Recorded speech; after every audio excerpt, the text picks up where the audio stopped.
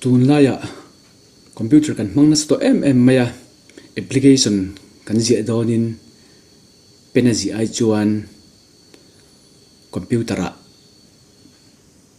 kan chua kan print chua ka a all samin a formal bokani tun tum chu Microsoft Word ta application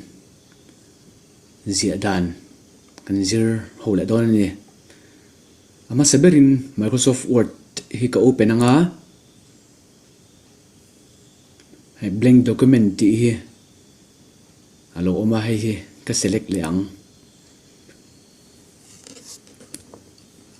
tin khami application kan zia na tur kha a size kha entirna na paper size kha kan du kan thlang the ni kan man tlang lon bra chuan a4 te kan no mang ai kan mang tang lon ber thin ta chu wang chuan a4 kan thlanga hai layout ta ka lut phoda ni home atangin layout ta ka lut ta size a4 hi a default ka da wangin thlanangai to lo ke ma b ka chuan tin a margin hi entirnan hei narrow ti te moderate ti te normal ti te lo alo oma ke ma ni po han entirnan kan thak danglam thei bokani hi customer hian entirnan inches khat angzel ka entirnan a left right a top a bottom han a all don ta 0.75 khatiang olang ta po khan kan du chuan kan thla vek thei bokani tin ai nang kherlo ang pon a top hi 0.5 a noiber bottom hi 0.5 khatiang pon a left hi 0.8 khatiang ta po han kan thla thei vek bokani normal han om tamai se home ma ka lu tanga i kan fonts man tura po hian entirnan ai alo om da treu maya mizo fonts te po kha kan nei boka mizo fonts danglam big na pakhata chuan tree kan ti kha om bi ka ni a default hi ka mang le menga arial hi chuan ta hian a font size kha he ti len na le ti te dan nia a manual in ka ju thlangin tian ka tilian thei bokani tin ka enter thei bokani ta hian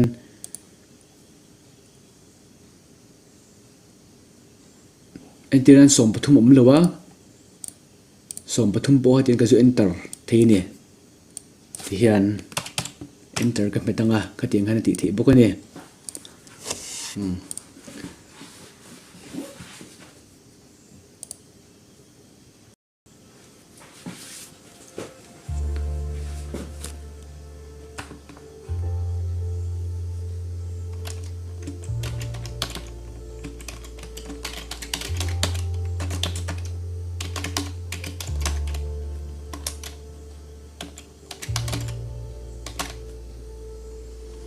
heta hian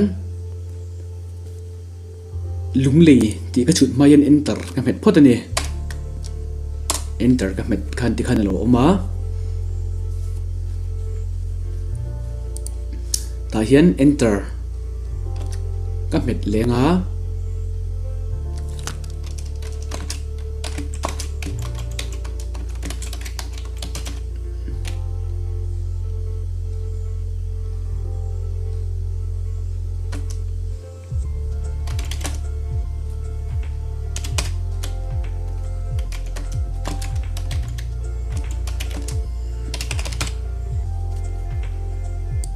hemio hi tian ka select anga helai hian center ti control le e ka me khan lom don ni tin helem hi right lama ka da tu a ti hian hei home chunga a om ti kha kan reng don nia control le r ka me khan ani bokani ti khan du le hi ka ti bol tang control le b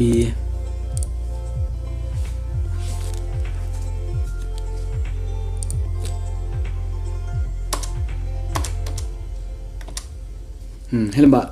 right lama lo ta vecta left fi ka thlang le mayang heta mi hi ti hian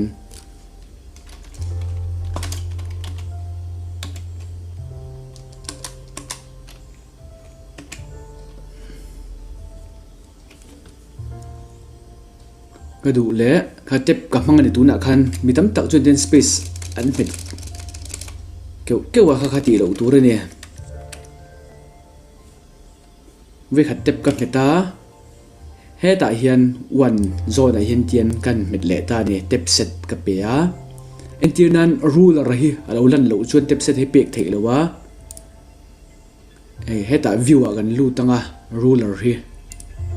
kan check mai don ti khan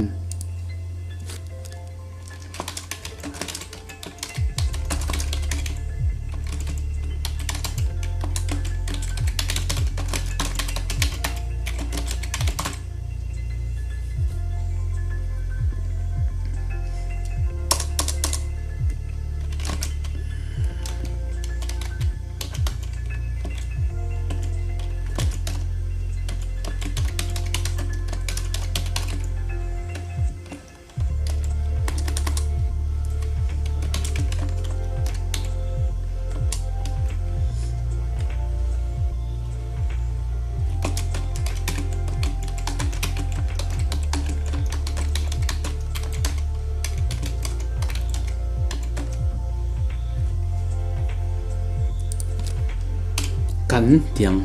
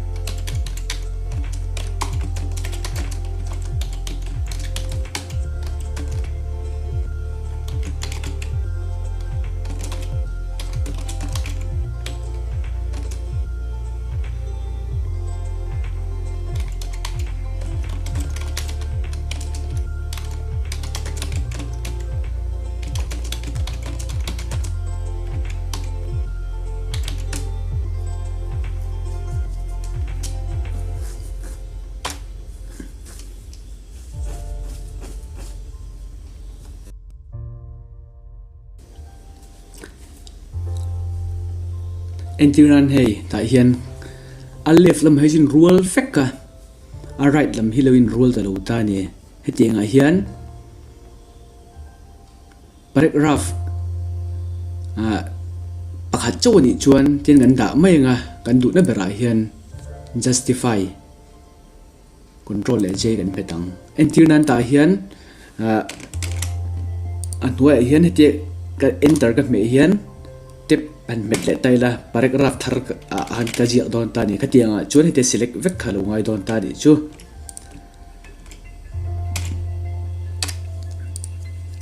kan justify yang tin hey helai te po hi an nai ka ti ama ta enter vek hat ka met le thei ni ka du jon ti khan chuan tuna hian entu nan ka ve edit du ta a ka edit du na kha he ti hian hei arrow left anga heti ka vati ngai lo ka du na hmuna khan ti hian ka handa mai don ne kan ti a hi hian ka mang le nga kan ti a hian ka khatheng ga le don ta ne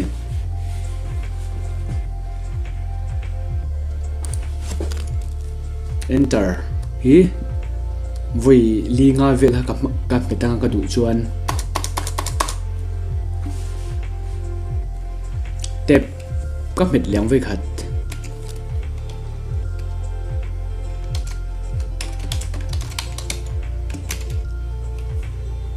enter ka petanga kan ming sign na tura ka space ka om ngai ni tep ka met lenga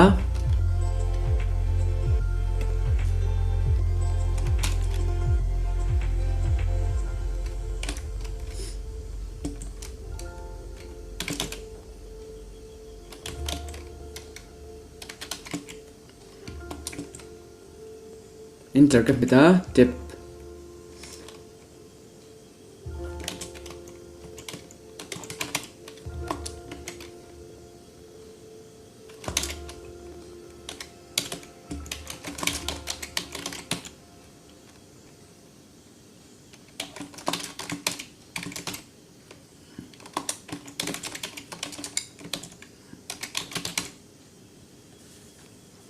ti hian ka select vekanga he da mi du le tin ka pai de the thar ang atharin ti hian ka pai da na khaten entu nan ka pai da na kha tin ka pot thatop ni ti hian entu ran ti han lo ta tok ta se ti hian amal te pai thla kha pe to lo wangin kan du na ber ra hian tin ka double click ang left click voi ni me khani mai then du le clear all hi ka mang the ti hian clear vek the pa ha chaw ni kha chuan ha tin pai mai khau sama ani lo pon ka pai khar lo pon he tin ka ti phei de nga ka double click nga center ka da nga okay ka met the ni ti khan ani lo pon pa ha zo ha kan lo pai ta 5 fan kan da ve de mayang ti hian center nga ka da nga okay ka met don ni ti khan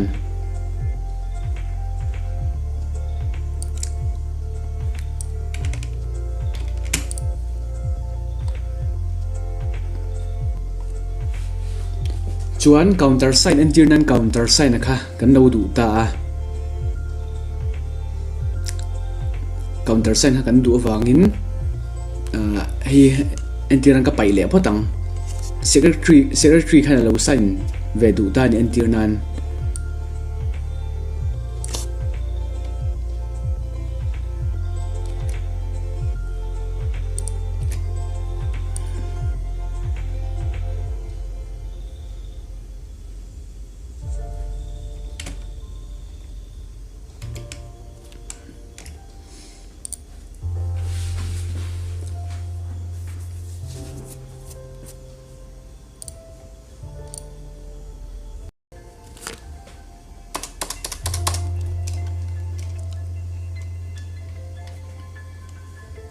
du la tep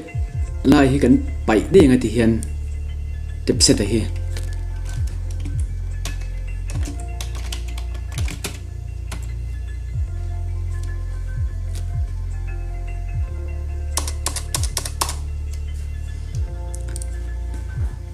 du le hi center kan da de yang ti hian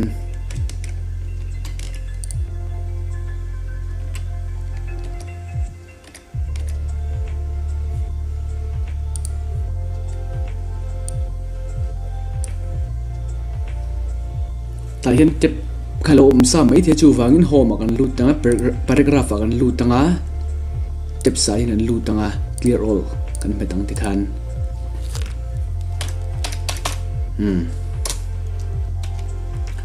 step với hạt kan metanga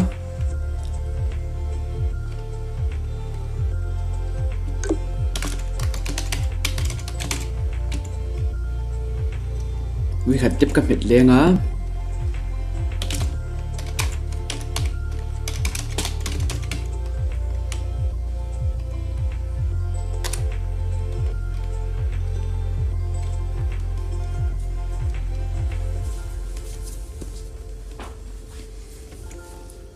tiếp cái mệt lên á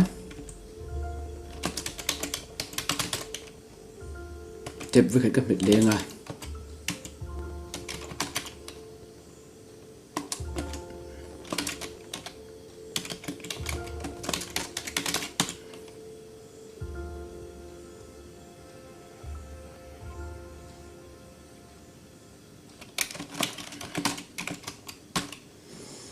apia po village council chan mari cái don tho wangin hei ka copy mayang ti hian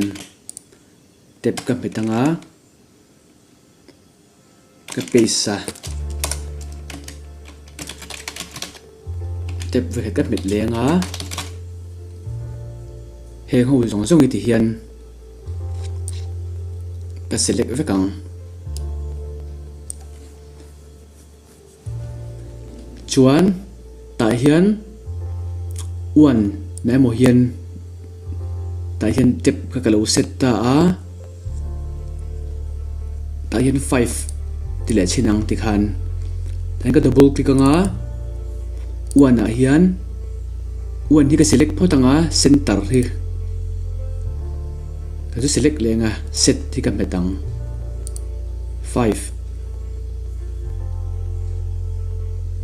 center set thì khá là lâu ôm đón ta nè tiến hi đủ lệ ấy tiến cái bolt thì bốc cá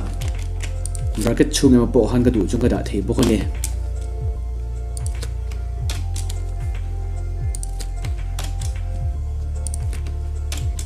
thì khăn cần pin chuộc nga entu signature kha cần sign thì bốc cái nè practice na PC kan nei chuan kan try ve zel don nia lo me